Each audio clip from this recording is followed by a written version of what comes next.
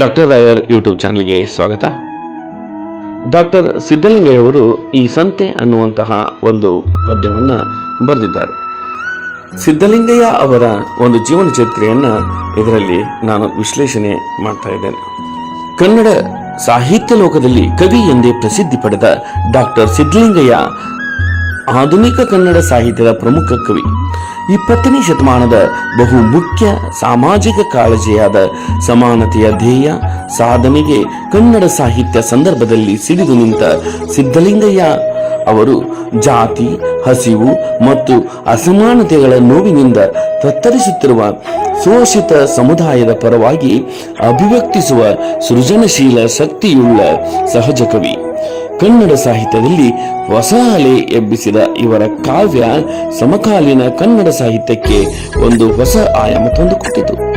1954 February 3ರಂದು Ramanagara ತಾಲೂಕಿನ ಮಂಚನಬೇಲಿಯಲ್ಲಿ ಜನಿಸಿದರು. ತಾಯಿ ವೆಂಕಟಮ್ಮ, ಇವರ ತಂದೆ ಹೆಸರು ದೇವಯ್ಯ. ಮಂಚನಬೇಲೆ ಮತ್ತು ಬೆಂಗಳೂರಿನ ಶ್ರೀರಾಂಪುರದಲ್ಲಿ ತಮ್ಮ ಪ್ರಾಥಮಿಕ ಶಿಕ್ಷಣವನ್ನು ಪೂರ್ಣಗೊಳಿಸಿದ ಇವರು ಮಲ್ಲೇಶ್ವರಂನಲ್ಲಿ ತಮ್ಮ ಪ್ರೌಢ ಶಿಕ್ಷಣವನ್ನು ಪಡೆದುಕೊಂಡರು. ಬೆಂಗಳೂರಿನ ಸರ್ಕಾರಿ ಆರ್ಟ್ಸ್ ಕಾಲೇಜಿನಲ್ಲಿ PUC ಹಾಗೂ ಪದವಿ ಶಿಕ್ಷಣವನ್ನು ಪಡೆದುಕೊಂಡ ಇವರು ನಂತರ ಬೆಂಗಳೂರು ವಿಶ್ವವಿದ್ಯಾಲಯದಲ್ಲಿ ಕನ್ನಡ ಅಧ್ಯಯನ ಕೇಂದ್ರದಲ್ಲಿ ಗ್ರಾಮ ದೇವತೆಗಳು ಎಂಬ ವಿಷಯ ಕುರಿತು ಅಧ್ಯಯನಕ್ಕೆ PhD ಪದವಿ ಪಡೆದಿದ್ದಾರೆ. 1981ರಿಂದ ಬೆಂಗಳೂರು ವಿಶ್ವವಿದ್ಯಾಲಯದ ಕನ್ನಡ ಅಧ್ಯಯನ ಕೇಂದ್ರದಲ್ಲಿ ಕನ್ನಡ ಉಪನ್ಯಾಸಕರಾಗಿ ಆ ವಿಭಾಗದ ಮುಖ್ಯಸ್ಥರಾಗಿ ಸೇವೆ ಸಲ್ಲಿಸಿದರು. ಕನ್ನಡ ಪುಸ್ತಕ ಪ್ರಾಧಿಕಾರದ ಅಧ್ಯಕ್ಷರಾಗಿ ಕರ್ನಾಟಕ ವಿಧಾನ ಪರಿಷತ್ತಿಗೆ 2 ಬಾರಿ ನಾಮನಿರ್ದೇಶಿತ ಸದಸ್ಯರಾಗಿ ಕನ್ನಡ ಅಭಿವೃದ್ಧಿ ಪ್ರಾಧಿಕಾರದ ಅಧ್ಯಕ್ಷರಾಗಿ ಕಾರ್ಯನಿರ್ವಹಿಸಿದ್ದಾರೆ. 1974ರಲ್ಲಿ ಪ್ರಕಟಗೊಂಡ ಇವರ ಹೊಲೆ ಮಾದಿಗರ ಹಾಡು ಕವನ ಸಂಕಲನ ಕನ್ನಡ ಕಾವ್ಯದ ದಿಕ್ಕನ್ನೇ ಬದಲಿಸಿತು. ದಲಿತ ಸಮುದಾಯದ ನೋವು, ಅಪಮಾನ ಮತ್ತು ಪ್ರಚಂಡ ಪ್ರತಿಭಟನೆಯನ್ನು ಎತ್ತರದ ಧ್ವನಿಯಲ್ಲಿ ಈ ಕೃತಿ ಪ್ರಕಟಿಸಿತು.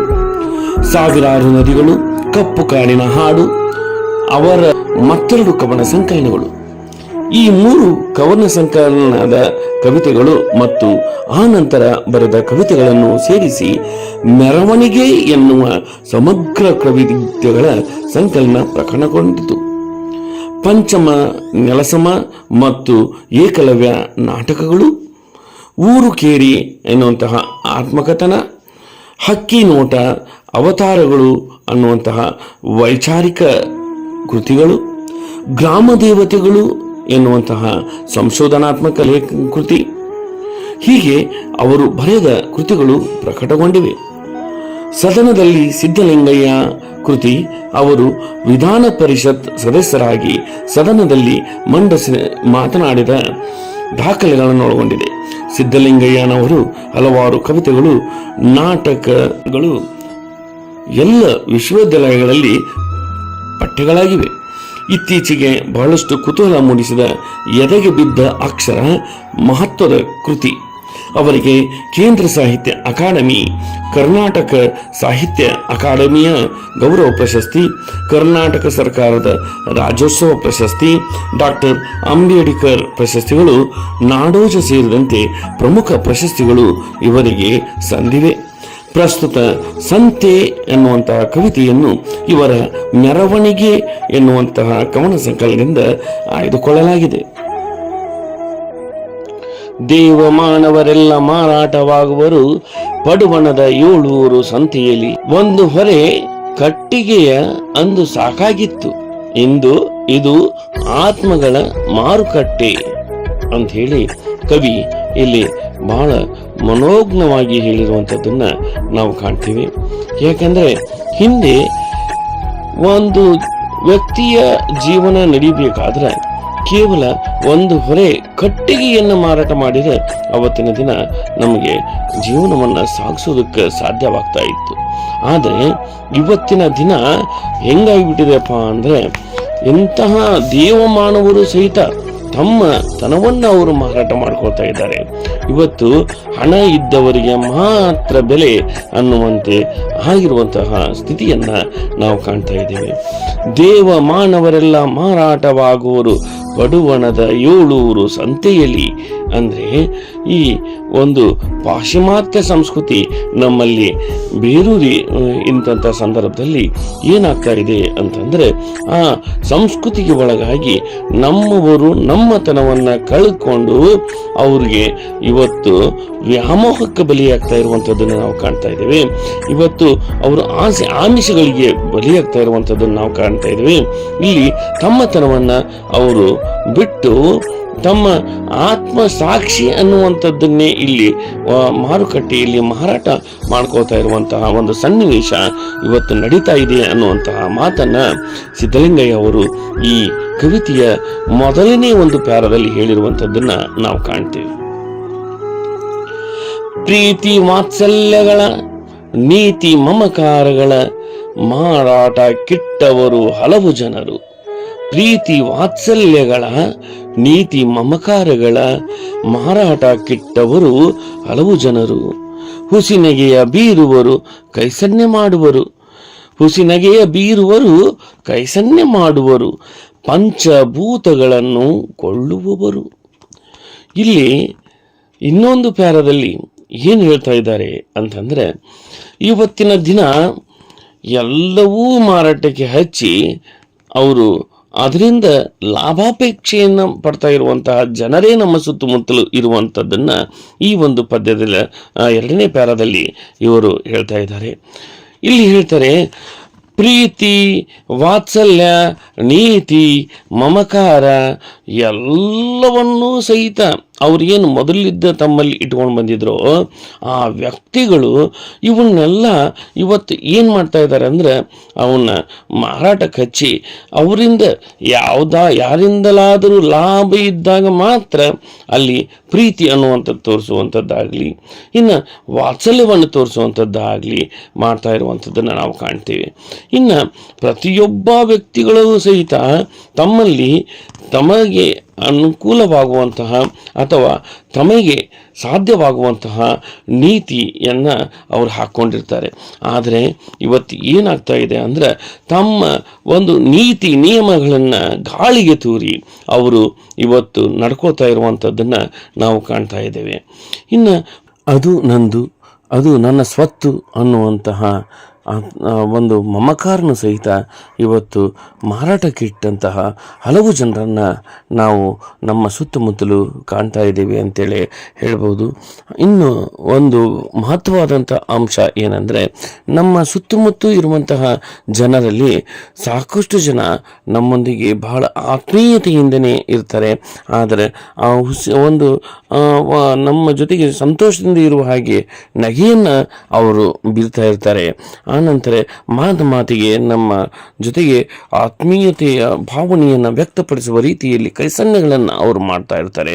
ಆದ್ರೂ ಅವರು ಆ ಒಂದು ಮಾತನಾಡುವಂತಹ ಮಾತಾಗಲಿ, ಅವರು ನಗುವಂತಹ ನಗು ಆಗಲಿ, ಅವರು ಮಾಡುವಂಥ ಕೈಸನ್ನೆಗಳಾಗಲಿ ಇವೆಲ್ಲವೂ ಸಹಿತ ಹುಸಿತನದಿಂದ ಕೂಡಿರುತ್ತವೆ ಅನ್ನುವಂಥದ್ದು ಅಂಶವನ್ನು ಇಲ್ಲಿ ಲೇಖಕರು ಹೇಳುವಂಥದ್ದನ್ನು ನಾವು ನೋಡಬಹುದು. ಅಂದರೆ ಇಲ್ಲಿ ಇವತ್ತಿನ ದಿನ ನಮ್ಮ ಸುತ್ತಮುತ್ತಿರುವಂತಹ ಸಂಬಂಧಗಳೆಲ್ಲ ಒಂದು ಮಾನವೀಯ ಮೌಲ್ಯಗಳೆಲ್ಲ ತಮ್ಮ ತನವನ್ನು ಕಳ್ಕೊಂಡು ಎಲ್ಲವೂ ಸಹಿತ ಬಿಕರಿ ಆಗ್ತಾ ಇರುವಂಥದ್ದನ್ನು ನಾವು ಕಾಣಬಹುದು. ಈ ಎಲ್ಲ ಜನರು ಏನು ಮಾಡೋದಕ್ಕೆ ಹೋಗ್ತಾ ಇದ್ದಾರಪ್ಪ ಅಂತಂದರೆ, ಮಾನವೀಯ ಮೌಲ್ಯಗಳನ್ನೆಲ್ಲ ತೊರೆದು ಪಂಚಭೂತಗಳನ್ನೆಲ್ಲ ಕೊಳ್ಳುವಂತಹ ಒಂದು ಸಾಹಸಕ್ಕೆ ಅವರು ಹೋಗ್ತಾ ಇದ್ದಾರೆ.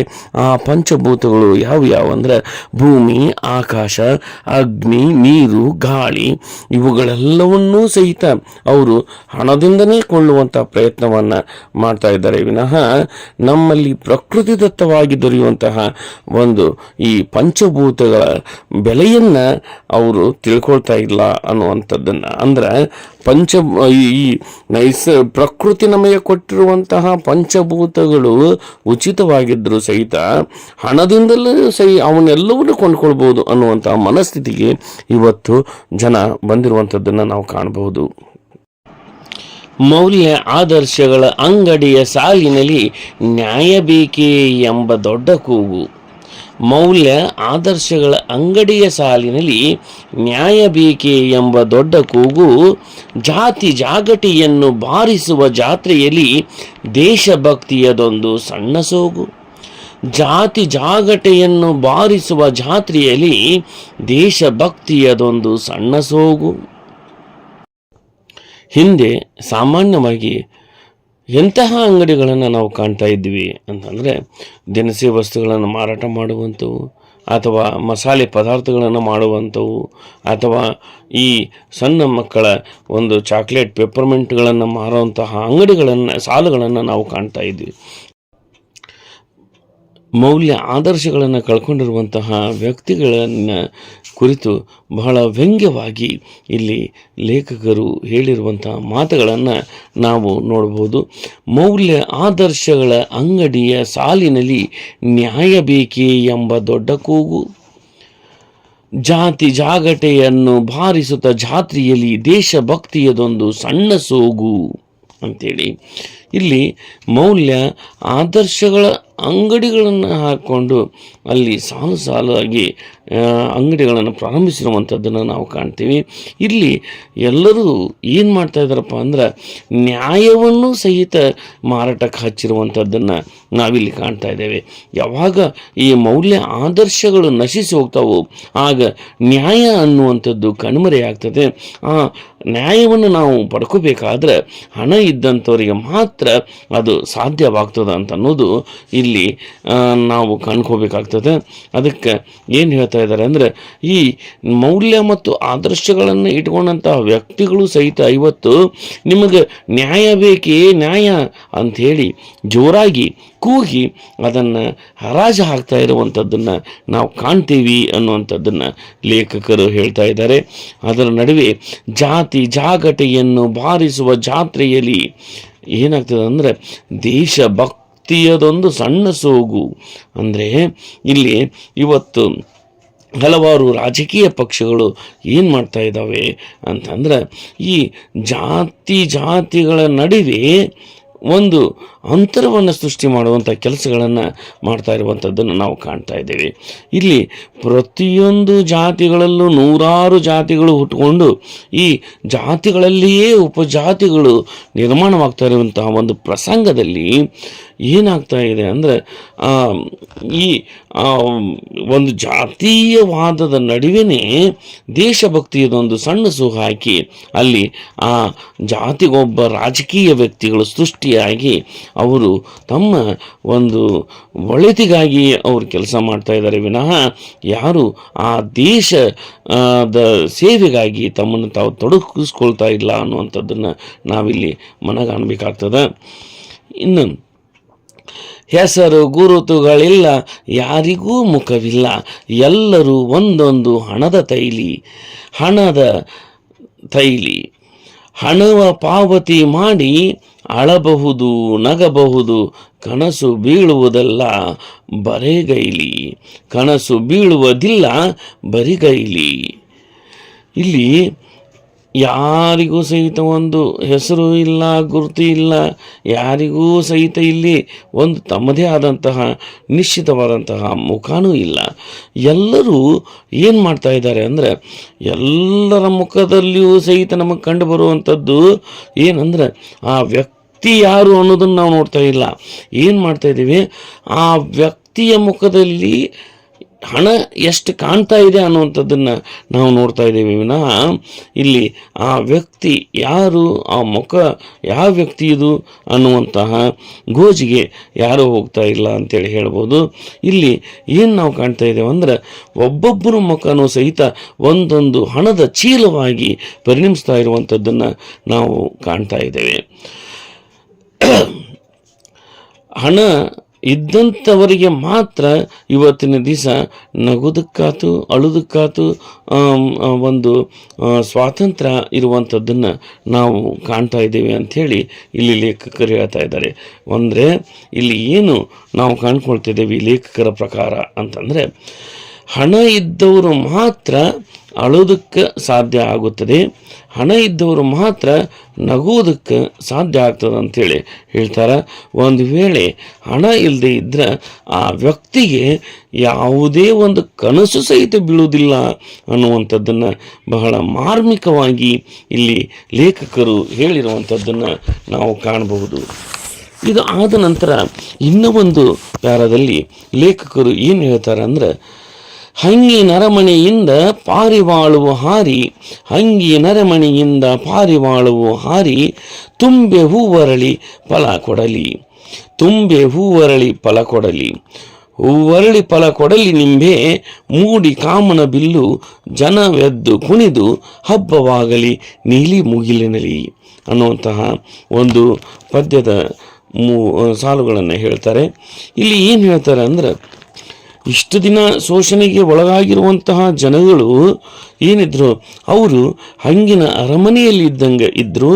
ಇವಾಗಾದರೂ ಅವರು ಎಚ್ಚೆತ್ಕೋಬೇಕು, ಆ ಹಂಗಿನ ಅರಮನೆಯಿಂದ ಅವರು ಹೊರಗಡೆ ಬರಬೇಕು. ಯಾವ ರೀತಿ ಅಂದರೆ, ಮುಕ್ತವಾಗಿ ಹಾರಿಬಿಟ್ಟ ಪಾರಿವಾಳದ ರೀತಿಯಲ್ಲಿ ಅವರು ಶಾಂತಿ ಸೂಚಕವಾಗಿ ಅವರು ಹೊರಬೀಳಬೇಕು ಅಂಥೇಳಿ ಹೇಳ್ತಾ ಏನು ಹೇಳ್ತಾ ಇದ್ದಾರಪ್ಪ ಅಂತಂದರೆ, ತುಂಬೆ ಹೂವರಳಿ ಫಲ ಕೊಡಲಿ ಅಂದರೆ, ಈ ತುಂಬೆ ಸೊಪ್ಪನ್ನಾದರೂ ತುಂಬೆ ಸೊಪ್ಪು ಫಲಿಸಿ ಅದು ಹೂವರಳಿದಾಗ ಆ ಹಸಿರು ಏನು ಮೂಡ್ತದಲ್ಲ, ಆ ಹಸಿರು ಈ ದಲಿತರ ಒಂದು ಬಾಳಿನಲ್ಲಿ ಬರುವಂತಾಗಬೇಕು. ಆ ಒಂದು ಸೊಪ್ಪನ್ನು ತಿಂದು ಜೀವನ ಮಾಡಿದರೂ ಸರಿಯೇ, ಅಲ್ಲಿ ಏನಿದೆ ಅಂದರೆ ಈ ಒಂದು ಹಂಗಿನ ಅರಮನೆಯಿಂದ ನಾವು ಹೊರಬೀಳಬೇಕು ಅಂಥೇಳಿ ಇಲ್ಲಿ ಹೇಳ್ತಾರೆ. ಇನ್ನು ಒಂದು ಇಲ್ಲಿ ಒಂದು ವಿಶೇಷವಾಗಿ ನಿಂಬೆಯನ್ನು ಬಳಸುವಂಥದ್ದನ್ನು ನಾವು ಕಾಣ್ತೇವೆ. ಏನಂದ್ರೆ, ಹೂವರಳಿ ಫಲ ಕೊಡಲಿ ನಿಂಬೆ ಅನ್ನುವಂಥ ಒಂದು ಮಾತನ್ನು ಅವರು ಬಳಸ್ತಾರೆ. ನಿಂಬೆ ಅನ್ನುವಂಥದ್ದು ಬಹಳ ಶ್ರೇಷ್ಠವಾದಂತಹ ಒಂದು ಫಲ ಅಂತೇಳಿ ನಾವು ಹೇಳ್ಬೋದು. ಯಾಕೆಂದರೆ ಇದು ಅನಿಷ್ಟ ನಿವಾರಣೆಗೆ ಬಳಸುವಂತಹ ಒಂದು ಫಲ ಇದಾಗಿದೆ ಅಂತೇಳಿ ನಾವು ಹೇಳ್ಬೋದು. ಇನ್ನು ಒಂದು, ಈ ಶಕ್ತಿ ದೇವತೆಗಳಿಗೆ ನಿಂಬೆಹಣ್ಣಿನ ದೀಪವನ್ನು ಹಚ್ಚಿದಾಗ ಅದು ಸಕಲ ಇಷ್ಟಾರ್ಥ ಸಿದ್ಧಿಯನ್ನು ನೀಡುವಂತಹ ಕೆಲಸವನ್ನು ಅದು ಮಾಡ್ತದೆ.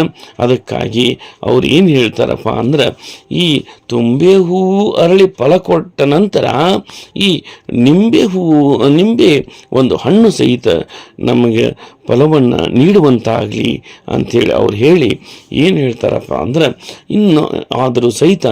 ಇನ್ನಾದರೂ ಈ ದಲಿತರ ಒಂದು ಜೀವನದಲ್ಲಿ ಕಾಮನ ಬಿಲ್ಲು ಮೂಡಿ ಈ ರಂಗಿನ ಒಂದು ಬೆಳಕು ಅವರ ಜೀವನದಲ್ಲೂ ಸಹಿತ ಮೂಡಬೇಕು.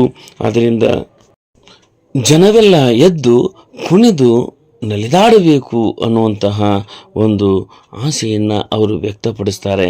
ಇನ್ನು ಶೋಷಿತ ವರ್ಗದವರ ಜೀವನದಲ್ಲೂ ಅವರ ಬದುಕಿನಲ್ಲೂ ಹಬ್ಬದ ವಾತಾವರಣ ಮೂಡಿ ಬರಬೇಕು ಅಂಥೇಳಿ ಕವಿ ಆಶಯವನ್ನು ವ್ಯಕ್ತಪಡಿಸುವಂಥದ್ದನ್ನು ಈ ಕಾವ್ಯದಲ್ಲಿ ನಾವು ಕಾಣಬಹುದು.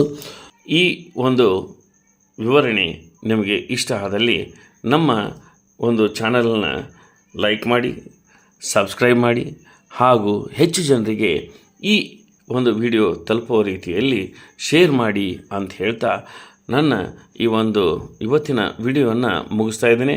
ಧನ್ಯವಾದಗಳು.